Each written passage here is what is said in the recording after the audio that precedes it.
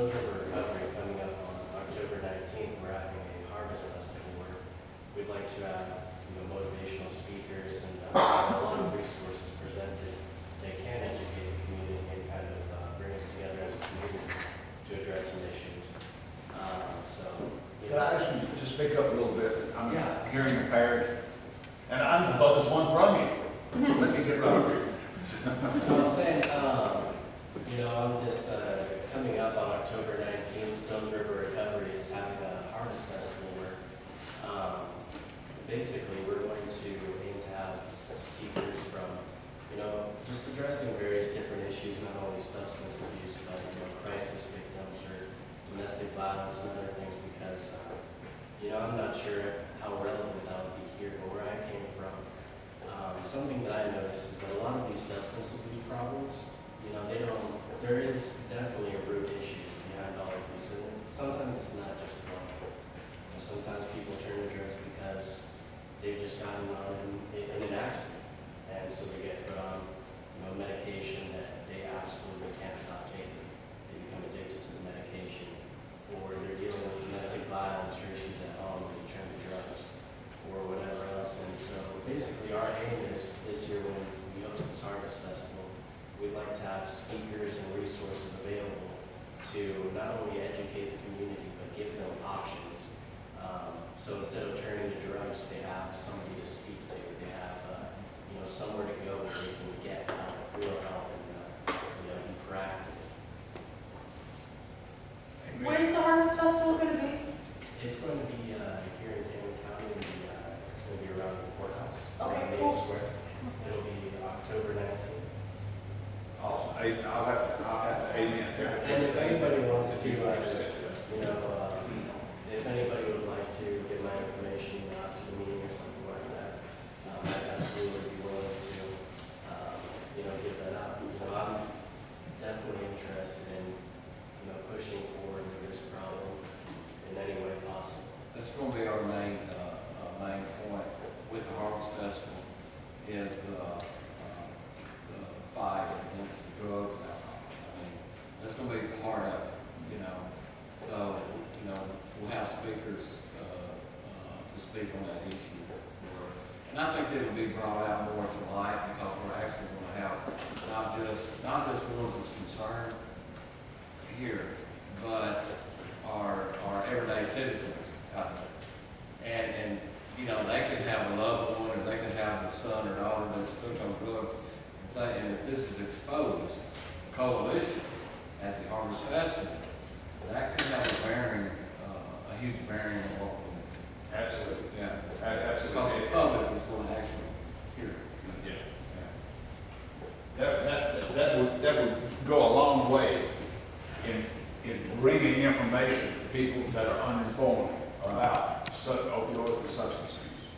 And I think it would be good if we all had a good understanding of how one why they're on drugs and why they continue to use drugs. If we understood that more, we'd have a better understanding how to work with this issue. I mean, that's not. Maybe we can expose that. What time is that going to be? It's going to be from 8 a.m. to 9 p.m. 8 a.m. to 9 p.m. A whole day affair. 8. Well, 8 to 8. I like it. Yeah, it's all day. Thank you for presenting that. Thank you. Yes. When Bedford County moves into this assessment phase, I was thinking that, sort of thinking ahead towards how we're going to gather that information and so on. And one of the things, and this is sort of a brainchild that's in its infancy, so I don't really know how it will play out, but I was considering using the ACEs questionnaire, the Adverse Childhood Experiences questionnaire, or even adapting one towards adults that you could put out there in various areas of your community that could be filled out anonymously, that are super simple, super easy, that you could see what is driving some of that substance use in your community. And you need to ask before they'll tell you. I see what you mean, that would be a way to get some like actual number data. Right. Yeah. If you're gonna do a questionnaire for adults, you need to have immersion for youth too, because a lot of them get addicted when they're youth.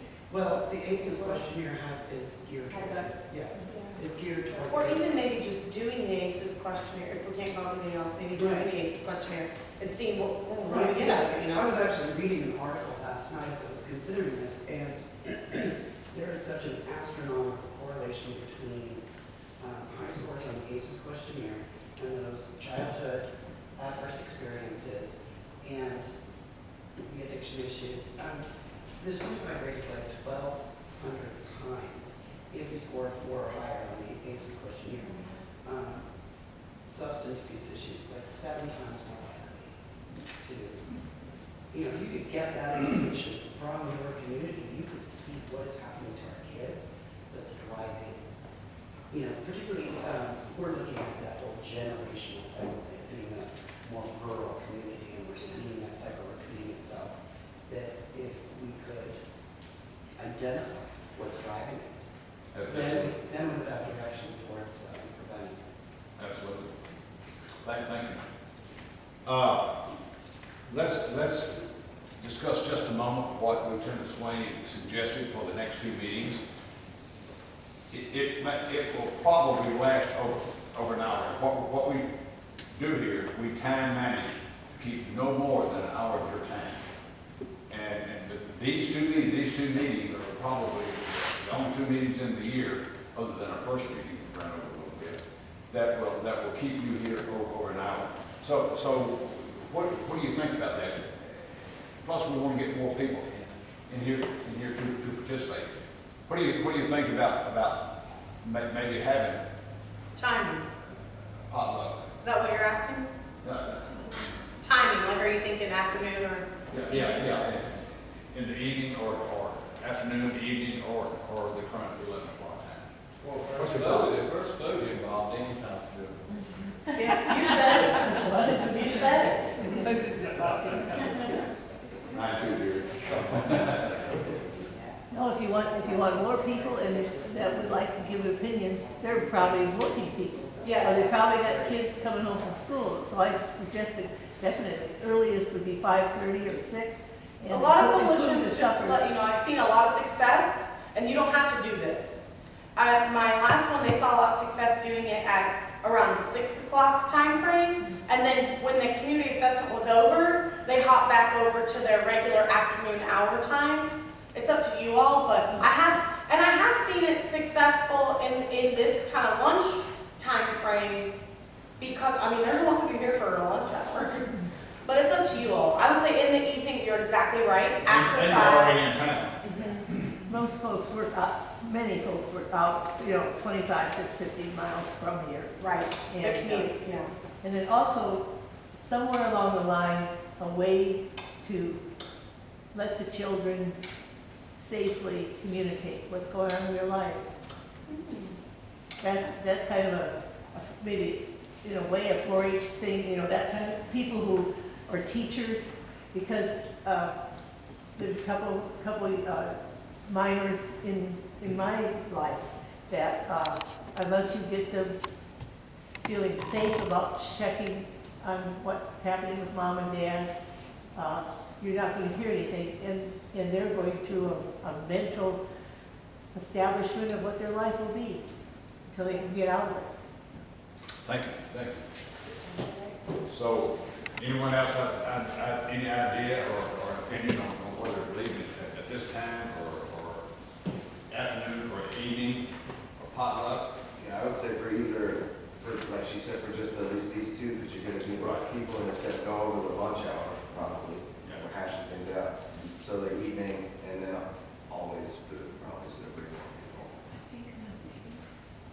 Most of it. I think the evening would be I'm best. I think the evening thing would be best, and I think we really need to kind of involve a few of the youth in this community. I have already checked, and this room is available for the next 2 second Thursdays of September and October. It's available if you want to do that, so that's not an issue. I would suggest doing it on a Monday. I'm sorry? I would suggest with all the community meetings that you have and all the school events that are going on, that you do it the first of the week on a Monday. First of the week? First of the week on a Monday night if possible. Sporting events and. Yeah, you've got sporting events on Thursdays, Fridays, you know, that people Well, at that this would point, I don't know probably if it's come. available, so Yeah, well, we don't have a site. you might be able to look into, you know, another site that would be available on. You know, another thing is, there's something to be said for that, making sure the most people can come. I would also say, kind of creating some consistency on our meeting time of the month, is there is value to that also. And it could be something that we do it on whatever that date was that I put on the flyer, I've already forgotten, which was September the 12th. When do we meet next month? Thank you. So we could do it, what I would suggest, in the essence of me being someone who's hyper solution votes, I think we take a vote for afternoon or evening time. We pick an hour, right? The hour being 11 or 6, we vote. We ride out that time frame for that September meeting. See how it goes. If September, we get 3 people in here, then we're like, we need to reevaluate and we might need to repeat that step, and that's okay. But I think we just, and also if people will need more time to discuss this, tell me, because I'm a pusher, but I think we vote. Okay. What do you think? Pam, what do you think? I just found out that we had to do it we would have to do it on the 3rd Monday of September to use this room. If we're wanting a Monday, If we're wanting then to we'll do have to it. do it third Monday, because it'll be booked the first, second, and fourth Mondays every month. Okay. So Is a it- Monday would be available, it would just be the third Monday. Third month? I don't have a problem. I should check since I'm one past. 16th. Sounds great. Sorry, can't get there. Just kidding. You said the Yeah, we third need to Monday? be here. Okay, now this is problematic. I work at the fire department on the third Monday. You what? I cannot be here on the third Monday. I'll be working a 24-hour shift. But are there a lot of other meetings going on the 12th? A lot of other community meetings going on our original September 12th day? I don't know. Well, not on a Thursday, whatever church. So this coalition normally meets on the second Thursday of every month. If you all think in your head, the second Thursday of September is the 12th, does that day work for you all? In this room? So it seems, no, not for you. Do you think a different day might be better? Okay, any other day suggestions?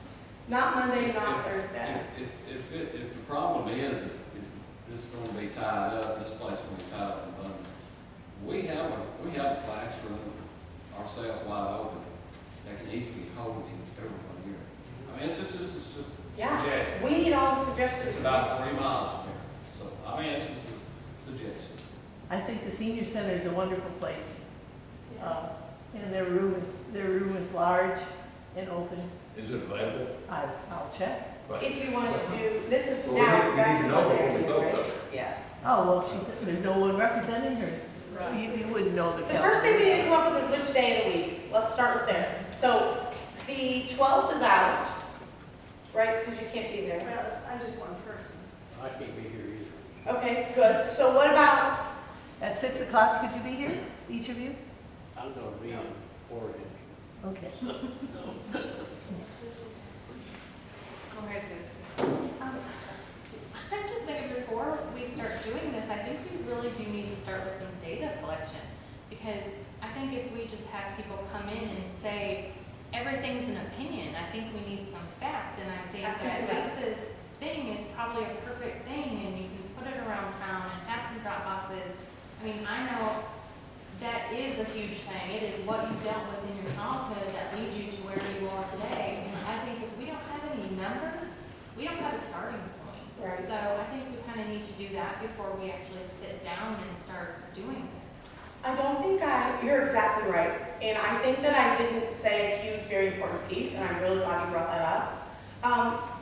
I plan to come to that first community assessment meeting with not all the data, but we are hoping to have the data from the police department about primary drug arrests, data from the Tennessee Bureau of Investigation, which will give us a regional snapshot of drugs in this community, and hopefully some data from the hospital. That is data I can get, and I plan to come with that, and I should have said that, because you're exactly right. What are we gonna do if everyone just comes in here and shares their feelings? Right, then we have like a feeling party with no data. So I plan to come with some data, but any supplemental data that we can get prior to, we need every number that is real that we can get. I mean, I think, like, a lot of my clients would probably be willing to do an anonymous survey, and state probation comes in as well. I think it's just how you address people. So I think that could be maybe a good starting point. You know, at least then you have some people who have been convicted of offenses and are dealing with recovery and these issues currently. So. I don't know if this would help with I'm able to leverage certain relationships in Bedford County, which is very fortunate that the retired superintendent of schools happens to be my next door neighbor who pulls strings when I need him to with the current superintendent of schools. But I was going to approach the sitting superintendent to talk to them about would they be willing, and it wouldn't take more than 5 minutes, honestly, to administer this ACEs questionnaire in the school system and have these kids turn it in with, reassurances of complete anonymity, because now you can call that data. And he's on this board too, Mr. Curtis. Works with Yes, us too, so right. are putting that ACEs, they're training just everyday teachers in this ACEs. And I think maybe reaching out to the guidance counselors of the school might be a good starting point, because they are the ones who really directly deal with the problem. Well, I think we could reach out. Some of that data may already exist. There's a survey called the Tennessee Together Survey. Has anyone heard about that? It piloted in the beginning of 2019, and there are some counties that are already getting results back. Counties that already had a coalition established when the survey went out, like Stewart County did it, I want to say like 36 or 37 counties administered this survey in the schools, exactly like what you two are talking about, because there was a desire to get an overall snapshot of youth impression around substance abuse and misuse and exposure. That's what the whole survey was for. So I can find out if there could, to my knowledge, Cannon County didn't participate, but I don't know for sure, because if that survey company or the health department went to the school directly because there wasn't a coalition at the time, then there might be results for that already. Like that, a lot of other counties did it. That's my lack of knowledge. I don't know if Cannon County did it, because the way I had been pushing it was through coalitions, and at the time it was administered, we didn't have a coalition yet. So let me check on that, because maybe it already exists, and if it doesn't, then that survey is already, there's a company that has been paid millions of dollars to create a survey to capture that data that is free. So maybe we could get your school to take that survey so we don't have to reinvent it. You know what I mean? I would consider it. It hasn't been mentioned, or it's not to my understanding, there would be no We names. have 5 minutes. Okay, no names involved though, right? No, ma'am. The Tennessee Together survey is an anonymous survey. Okay, because I just helped my husband fill out one for the VA, and it's a survey to be beneficial. You don't need to be counted for what you say as a Right. person.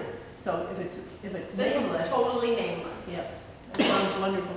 We absolutely need some data next time we meet, between Lieutenant Swaney, and I can reach out here to the health department, to the schools, whatever, and you can bring data. We already have a lot, we already have a lot. So I believe we'll have some data to start on. What if we did this? People bring the data that you have. I bring everything that I can get that is from 2016 to current trends is what I'm specifically going to bring. And rather than at the next meeting, we just plunge right into the community assessment, why don't we see what our data looks like? That's a great point. You brought up a great point. Before we put the cart in front of the horse, why don't we evaluate the data we have? And if no one was able to get any data, then we need to have, instead of a community assessment, we need to have a community assessment working meeting, similar to this one, but where we're saying, what are the holes we need to fill? Does that seem more reasonable, kind of way to meet in the middle where we are getting the data piece and still taking a step forward on the community assessment? What do you think? If that's the case, do we want to have our regular meeting time? If we just bring data at the next meeting, do we just want to have a regular meeting time? Second. At 11, I'm just asking. I think, yes, that would be fine. I think we come with the data, and a week out from the meeting, if you feel like we have enough data, we rock on with the community assessment. If we still want to pull some more data, then we get some more data, and we call it a working meeting. And we'll know, you all will know what the meeting is going to be, working meeting or community assessment meeting, because you will look at the Cannon County Facebook page, and it will say, don't forget our working coalition meeting or our community assessment. It will say, does that make sense? Not to rush you all to a decision. You brought up a great point. We do need to make sure that we have data, and just my data isn't all the data. So what do you think? I'm all for it. So we'll plan for the regular meeting time, which is September the 12th at 11. And we'll bring data, and at that point, we'll decide community assessment or working meeting. Is that good with everyone? Yeah. Good. Great. Any other discussion? Great. That takes care of the next issue. You only have 45 seconds? I'm sorry? I'm just kidding. We have a couple of things, if you don't mind, it's going to run over just a minute. Tell you what your coalition has done this month. Your coalition members on July 16th with the Counseling and Recovery Friendly Congregation Workshop on July the 16th. We attended the County Lock and Drop It training in Franklin on the 23rd. We participated along with many other wonderful volunteers from Cannon County. We carried Cannon on July the 28th. We gave away prescription lock boxes, plenty of information. Ms. Stigley and Thane McCarver worked the table there. We had a table. We were invited to participate in the Take My Breath training for the school system here on August the 2nd at the Art Center. We were there with the schools for their presentation. On August the 1st, we attended and participated in the Cannon County Health Council meeting. We published a health alert where 8 teens were hospitalized for vaping. That is the next national health crisis, I believe, in front of us. On July the 18th, we participated in the Red Cross blood drive. So that's what your coalition has participated in just this month. And I want to tell you something else that we've done too. And I wanted to go. This is so important.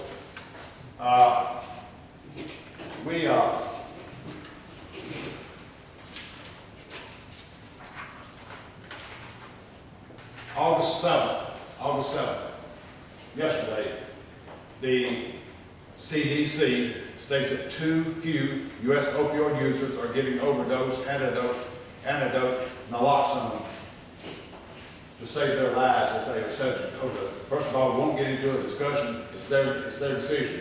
It's not their decision. Our opioids, your brain was hijacked. So we can get that out of the way now. Saying that those that are treated do not get the naloxone or the Narcan that they need if they have an overdose. Your coalition worked with the Tennessee State Mental Health and Substance Abuse Service. Get them to Stones River Hospital to supply Narcan for at-risk individuals that they release. That hasn't been completed for them, but we put them together. This is going to be huge if it's one of your family members. And no charge. That's what the coalition can do. So we're hoping that gets worked out and they work out all the details. They also will come and train the people. Our hospital doesn't even have people trained to train other people in the use of Narcan. So we'll train those as well. Numerous people have already been trained in naloxone here in this county. And hopefully it will save more lives. But we've also done that. One other thing, there is a Tennessee campaign, the Faces of Opioid Crisis. And we were asked if someone would step forward and become the face of Camden County, the ambassador for this statewide campaign, and we have one, and that's Mr. Thane McCarver right there. Yay, hi, We appreciate it. Thank you for stepping forward, bro. Absolutely. Encourage people to come to our next meeting. For those of you, this is your first meeting, I know we're a little organized, this is on our fourth meeting. So we're in a learning curve right now. But we appreciate you being here. I think you see what we're doing, the direction that we want to go in. And I think you also see that we need your input and your support. Anything else one other thing before we break up, is there anyone who has any announcements of upcoming events pertaining to substance abuse and health before we break up? We normally go around the room to everybody, but we're ready to go up today. Yes? Like I mentioned before, we have the Camden County Harvest Festival coming up. It will be on October 19th from 8 to 8. You can tell us again. Anything else? Glenn, is Yes. it possible to have just a letter invitation already prepared that we could each personally sign our names and personally invite our friends? Because I would. To the community assessment? Just concerning, whenever we decide to have it open to the public, Absolutely. I think. I can make something and I'll send it to Glenn, and as long as your name's on the email list, you'll get something. It'll be kind of a fill in the blank situation. Right. So-and-so invites so-and-so to this thing. That'll be no problem. I can put that together. Thank you. No problem. And everyone, be sure to sign in before you leave. I thank you very much for attending. Do I hear a motion to adjourn? A second? We're adjourned. Thank you very much. Thank you. Thank all of you.